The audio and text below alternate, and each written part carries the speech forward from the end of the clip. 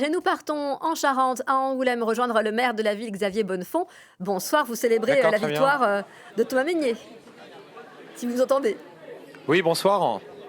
Oui, Oui, donc ce soir, Thomas Mesnier est réélu, mais d'une courte tête, Xavier Bonnefond. Ce soir, justement, c'est une victoire, c'est un ouf de soulagement pour vous ou pas? oui, c'est une victoire à l'arraché, mais c'est la victoire d'un député sortant qui a travaillé et pour lequel, évidemment, la circonscription s'est mobilisée. Je crois qu'en Charente, on évite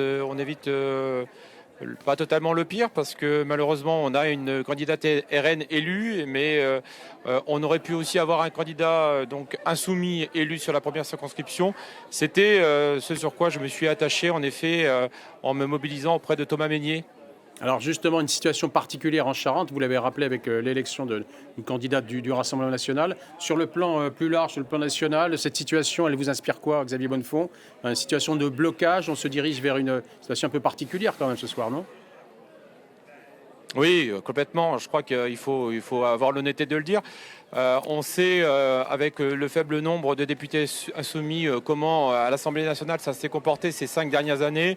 Et évidemment, ce soir, quand on voit le nombre de députés RN, le nombre de députés insoumis qui vont être les deux principales forces d'opposition à l'Assemblée nationale, on peut évidemment craindre que les choses ne seront pas faciles dans cette Assemblée qui est censée être la représentation nationale.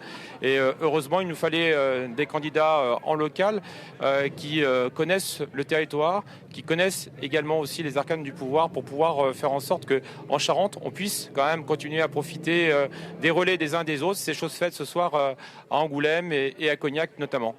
Vous ne craignez pas, alors pour revenir à la première circonscription, un recours, parce que 24 voix, ça semble très peu, et un recours semblerait pratiquement logique, non? Oui, bon, je crois que le candidat insoumis a parlé de recomptage. On verra évidemment ce que donnera cette demande de vérification. Après, recours s'il y a, écoutez, il sera étudié, hein. Après, il faut un gagnant, un perdant dans une élection, hein. C'est pas le premier candidat qui perd de quelques voix, quelques dizaines de voix. Je crois qu'il faut avoir aussi l'honnêteté parfois de ne pas faire de recours quand les choses se sont passées dans de bonnes conditions. Je crois que c'est le cas à Angoulême, c'est le cas dans les communes de la circonscription donc de la première en Charente.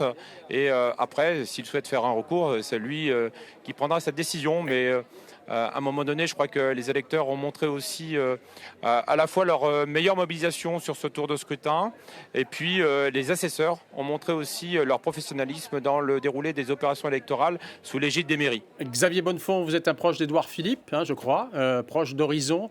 C'est un groupe qui va compter justement au sein de la nouvelle, justement, du nouvel ensemble, si je puis dire. Vous êtes satisfait qu'Édouard Philippe prenne un poids conséquent? Oui, en effet, on l'a dit tout à l'heure, on peut regretter qu'il n'y ait pas de majorité absolue, évidemment, au sein de l'Assemblée nationale demain. Mais dans cette majorité, il y a l'avènement d'un nouveau groupe, le groupe politique Horizon, avec près de 30 députés, je crois, voire peut-être un peu plus en fonction des résultats qui arriveront dans la soirée.